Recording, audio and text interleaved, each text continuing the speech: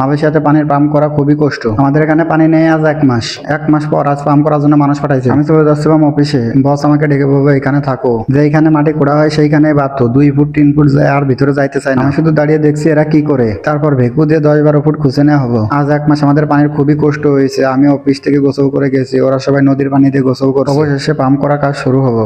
এরা আমাদের মতো হাত দিয়ে না, মেশিন দিয়ে করে। তো আজকের মতো এ পর্যন্ত। এই ভিডিওটি ভালো লাগলে অবশ্যই লাইক কমেন্ট শেয়ার দিয়ে পাশে থাকুন। আল্লাহ হাফেজ।